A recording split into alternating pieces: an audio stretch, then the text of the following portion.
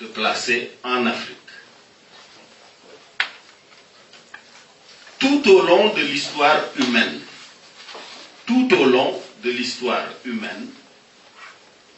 la relation entre l'Afrique et le reste du monde,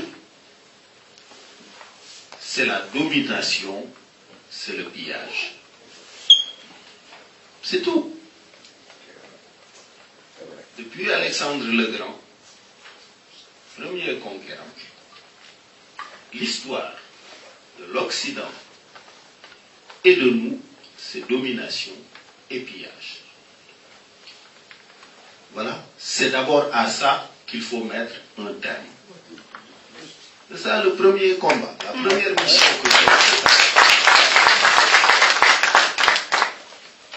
Nous sommes des êtres humains et à ce titre, nous sommes dotés d'une dignité, d'un honneur, d'un ensemble de droits et de libertés qui ont été ignorés, niés, piétinés tout au long de l'histoire humaine.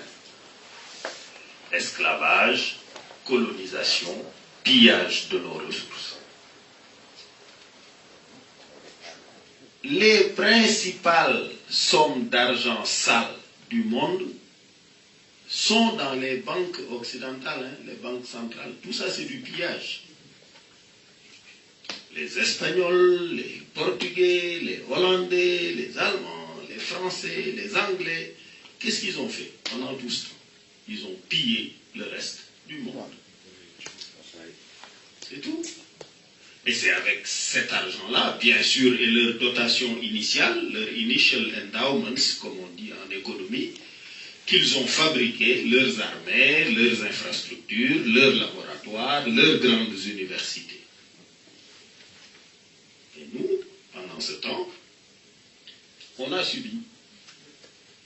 Voilà, notre premier combat, notre première responsabilité dans cette génération, c'est d'abord de mettre un terme à ça.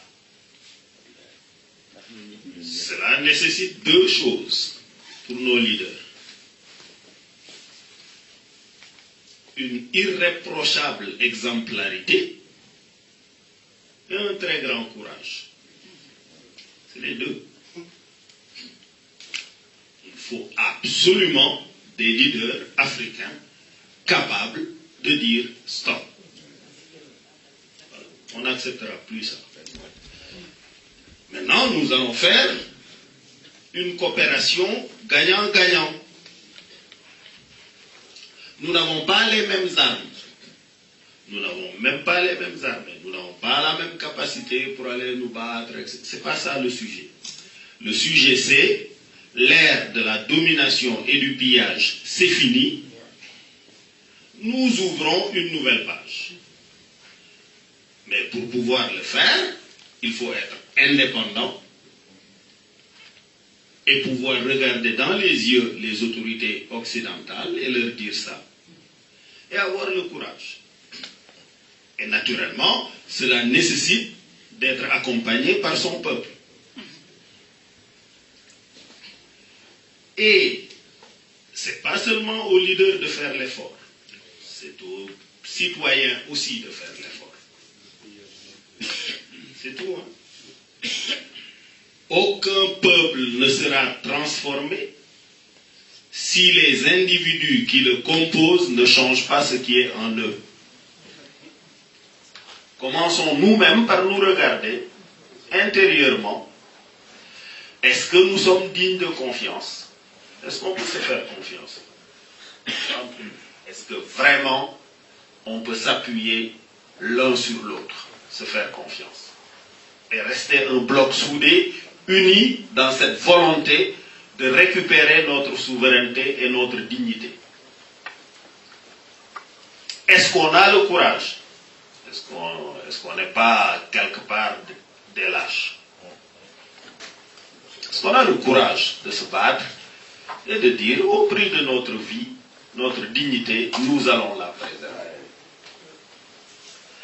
Si nous n'avons pas une masse critique de citoyens qui soient de vrais citoyens, conscients de leurs droits, de leur liberté, de leur honneur premier, de leur dignité, et qui décident eux-mêmes de n'offrir à personne en paillassant leur liberté et leur dignité et leur souveraineté, si nous n'avons pas une masse critique de citoyens de cette nature, aucun leader ne changera le destin de l'Afrique. C'est par là que ça passe. Donc nous avons la volonté, nous avons l'engagement de recouvrer cette souveraineté d'une Afrique debout, qui n'est plus couchée, qui n'est plus échine courbée. C'est d'abord ça, le premier combat. Qu'on sache que notre honneur, notre dignité, notre liberté, c'est à protéger, c'est à préserver. Vous savez, celui qui est devenu l'esclave, là, c'est parce qu'il a eu peur de mourir en défendant sa liberté, qu'il s'est soumis. Il faut arrêter ça. Celui qui est devenu l'esclave, c'est parce qu'il a eu peur de mourir en défendant sa liberté, qui doit à ses yeux avoir plus de valeur que sa vie physique. L'autre, le maître, c'est parce qu'il a eu le courage de mettre en péril sa vie pour dominer l'autre. Posons-nous la question. Qu'est-ce que nous sommes prêts à faire? Tant qu'on n'a pas ça, rien ne changera.